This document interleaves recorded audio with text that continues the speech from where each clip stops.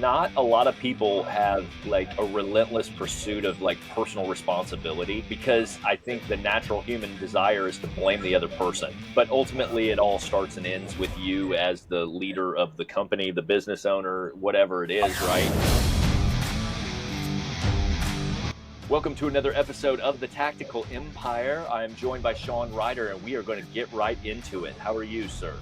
No, we are not. I'm highly disappointed because I saw an Instagram story yesterday where you said you singed your eyebrows and the front of your hair and your ear hair and your nose hair. And so I was fully expecting the podcast to be nicer looking today, and you have a third of your hair missing. But you look normal. You don't look any more messed up than you normally do.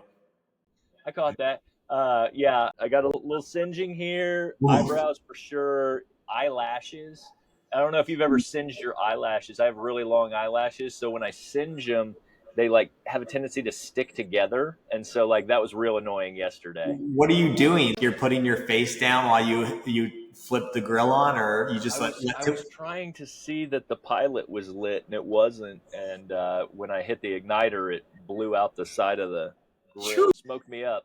It Now, as people can see if they're on the visual, I do have this token white hair sticking out the side of my head here, right there. But luckily, my ears protrude out wide enough that you do not see the white hair that's sticking out of my ears that my wife likes to say is sprouting out, and she yanks them out. So, we're just getting older, Jeff. That's all. There you go.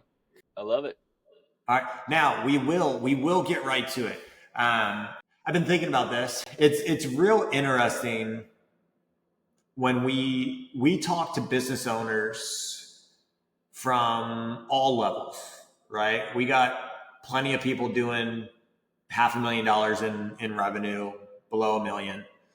We have a guy that manages $75 million funds at a time, right? Yep. And when we talk to them about their businesses, the amount of foundational things that people skip over is more than one would think at higher levels of revenue. For example, we've been talking with a gentleman that has been between $1.5 to $4 million of revenue over the last few years, hiring people for his team, hiring outside outsourced experts. And when we have this conversation, it comes down to like, well, what are the KPIs you're holding them accountable to? What are the deliverables? And very quickly you learn that they don't have them spelled out.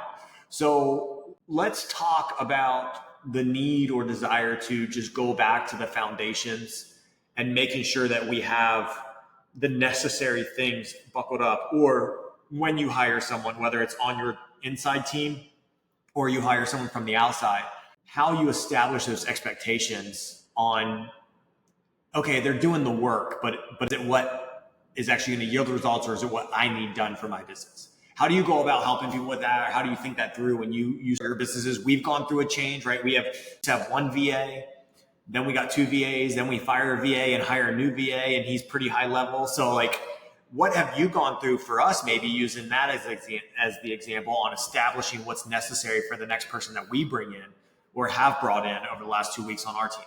Well, I mean, ultimately everybody suffers from kind of the same thing, and it's like the not a lot of people have like a relentless pursuit of like personal responsibility because I think the natural human desire is to blame the other person. But ultimately it all starts and ends with you as the leader of the company, the business owner, whatever it is, right?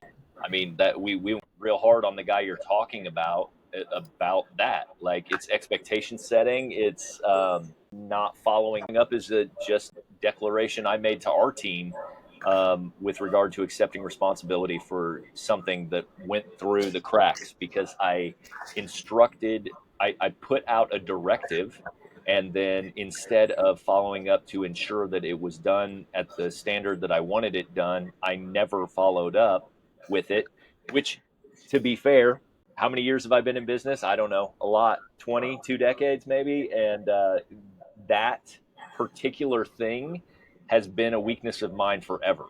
I am the type of person, the mindset of a person that puts out um, a list of things to do and then has an expectation that it gets done and rarely follows up on it. So I have learned that over my time that I need to do that because other people need that.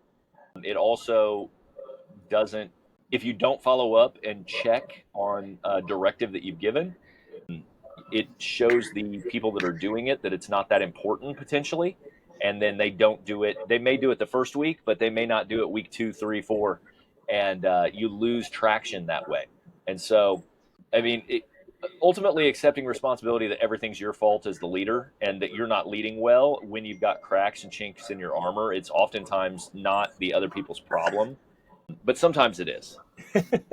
So, I mean, it's a difficult analysis to say, hey, have you done everything possible in your power to be a good leader for this person? And they are just maybe someone that you've outgrown as a business.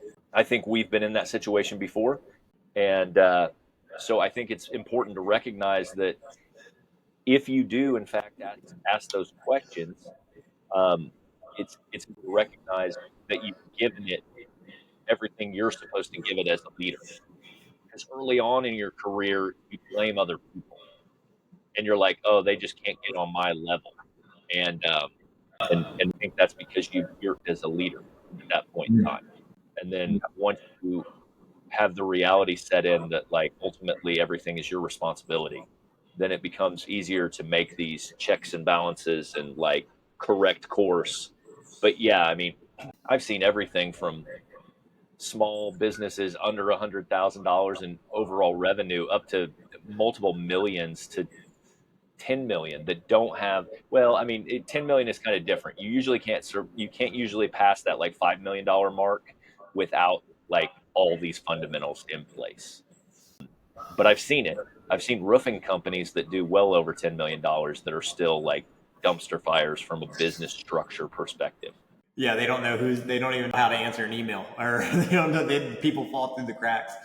Um, so how does like, and the importance of why we build in certain blocks of time or types of time, because some who are, below that death of valley, the valley of the, what is it, the 10 million, 2 to 10 million valley of death, they're still in, I mean, they're still going out sites, whether it's a roofing company, a moving company, a service-based marketing company, they're still in the thick of it, even if they have a build out team. So speak to the importance of having that CEO time, the entrepreneur time, the buffer time, whatever different people call it, for yourself to step out of the day to day to get on. When someone gets on a call with us, they're like, "No, you got to go back to this fundamental piece and take some time to marinate and think about this area and what you actually want out of it." Because many people just like they wake up and they're, again, they own a job and they're just there to get the job done. And this is part of building is setting the expectations, and the KPIs help you hold everyone accountable to what they're actually executing on. Well, I think this is one of the most rewarding aspects of what we do, to me, because like a lot of times these guys are reactionary. Most everybody we work with is solid business operators, like they are, and they've just developed the ability over time to be resilient, to do what's necessary, to do enough things to earn enough money to be successful. Um, but where we come in and provide that value is like another set of eyes to say, hey, listen, like instead of being reactionary for the next 20 years and running a moderately solid business, like why don't we build this business kind of with your ultimate vision in mind, and like so that you be doing what you want to be doing, so this remains for you forever. Like let's put you in a role where you're never going to burn out. You're never going to burn the fucking building down. That's not to say that there aren't times that you want to light the fire. Like I strike the match twice a week at least, and I'm like, fuck this shit. I'm gone. Like I don't really need to do this. Um, but it's all my own doing usually, and like I can course very, and but ultimately I have a where I see myself, like I am always evaluating friction. And I'm like, I fucking hate doing this. And there's a lot of guys that just, and I was this in my gym business where I just was built to suffer and I didn't care. And like I would just still do the shit and because it had to get done, which that mindset is perfect. Don't get me wrong, because there are things in business that have to get done regardless. And but if you're a little more sophisticated, you can see the path out at least. And then you can start building that path out, which allows you to kind of step into a role that has less friction or less kind of, you're doing less things that you don't want to be doing on a regular basis. And I think that's super important to maintaining the longevity of a business, also the growth of a business. Because how many of us have been in business for a period of time and you just lose interest in what you're doing, and it's hard to get energized about it again until something happens, right? Until you can stimulate yourself into energy or whatever. When you're operating on like your ideal schedule, doing what you ideally want to do in your zone of genius, it's not hard to get energized about it. I feel like I'm doing that within the tactical empire right now, almost to a T. There's very few points of friction that I don't enjoy doing. And what that's going to allow me to do, it allows me to focus on our clients more than anything, and really think clearly about what's important for them and like how can we develop this product to be better for them, to deliver better results. What do we need? Is it an app? Is it a calculator? Is it how do we examine progress? How are we doing this?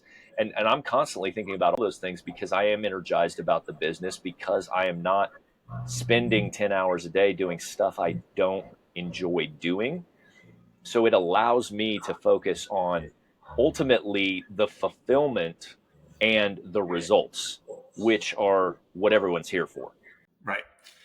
Yeah, I think that's why you brought on, the back end people that we brought on in terms of integrator, detail, organization mindset. Because I think you and I like doing the thing. We like talking to the men.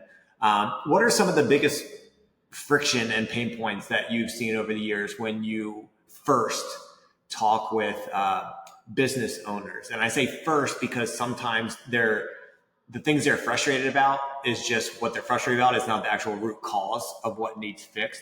But just so the people that are listening that own businesses, just so they can resonate with what we've heard from numerous business owners. What are some of the things that come to mind when macro thinking, higher level? What are some of the recurring themes that we see when business owners come to us on their friction points? Yeah, it's usually people problems. They most everyone we talk to is not a very good. Some people can't even grow into that. But I tell people that like that is your development. Honestly, like we're usually great at sales because we're more passionate about the product than anyone else, and we know more about it than anyone else. So like sales is a natural role for business owners. The people side of things and the management side of things and chasing people down and holding them accountable is usually what steals everyone's joy from ultimately what they started in the first place. Um, and so, I mean, I've talked about this for years in all of our masterminds. Like, your ceiling in your life on what you want to accomplish is going to be ultimately your fall to the level of your leadership skills and your financial education. And Mm. like those are going to be your limiting factors in whatever you want. Like how do you lead, and that applies to your family, that applies to even yourself, but ultimately, like, do you have the empathy and the like people skills to manage a team so that you can scale to where you want to go? You don't have to be the people manager though, and a lot of people don't understand that either. And so, like, I mean, if you're running a $4 million company, you've probably got the money to get somebody to manage the people. And ultimately, if that's your friction point, then you should get the hell out of the way, let somebody manage the people, and you go out and sell or do whatever you do best that you enjoy, and let that thing keep on running. I And like so, that. I think that's the number one thing we see more than anything is like they add in the complexity from It's the transition from owner operator. I started this business because I'm talented at this thing, or because I had a passion for it, or because I liked serving people at this level.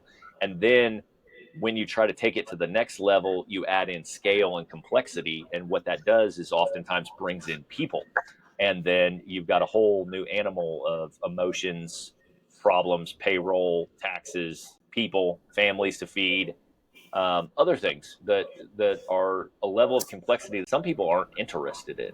And so ultimately that's what it's all about. But I mean, if your goal is to scale to a large sum, oftentimes like that's necessary, because you're going to leverage people to increase your effective hourly rate across your organization to get you to where you ultimately want to go. I mean, I don't know too many have made 50 or $100 million like by themselves. Right. Yeah. What is it? Arnold Schwarzenegger's first line of his first book years ago was, "I am not a self-made man." And Yeah. I think that stuck out for a lot of people in regards to, bodybuilding looks like a very individualistic sport. And so he just established in the first line that he didn't get where he got by himself. He might have had the disciplined desire to keep showing up and doing the work, but he also put the main pieces in place. And maybe it's a good metaphor to use, because if you don't know Arnold Schwarzenegger's actual story, like when he moved to Venice Beach, he wasn't making a ton of money doing the thing that he loved.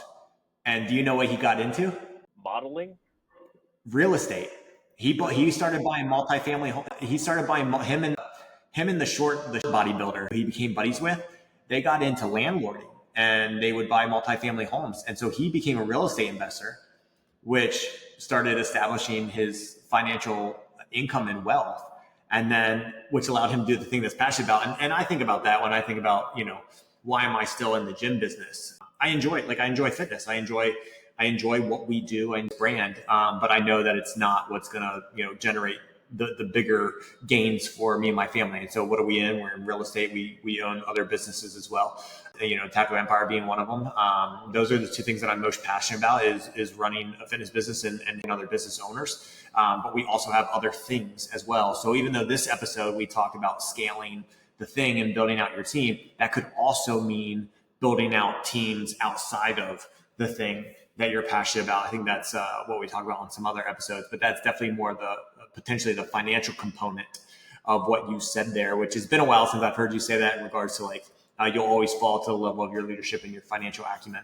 And so ultimately those are basically the main two things that we talk about with people. So Jeff, always appreciate your insight. If there's anything else, give it to the people. If not, send them out. Yeah, the quicker you can have the realization on like what industry you're in and how much it's going to produce for you. I mean, that's kind of where we come in to be like, okay, well, if you enjoy what you're doing, Sean's talking about, he's like, oh, I own these fitness studios and they're not going to make me millions of dollars, but they bring me a lot of fulfillment. Then like that's a great conversation and a great realization to come to. And it's fine, because what we can do is then we build a plan to peel off your profits and turn them into another revenue stream that can additionally like bring that kind of legacy wealth to your family while you do what you want to do. So it's not just like one size fits all. You've got to get out of this industry because it doesn't have enough upside. It can be like, hey, we can do this and do this. And what that does is it's gonna make your family financially well off while you're over here building the thing that you want to be doing, right? So yeah, I mean, this just normal structure that we put in place with our 7 levels of financial freedom for sure. Guys, if you have any further questions, join us in the Tactical Empire community. It's a free community on Facebook. Go ahead and like and subscribe to our YouTube channel, and we appreciate you as always. Have a kick-ass week, and we will see you soon.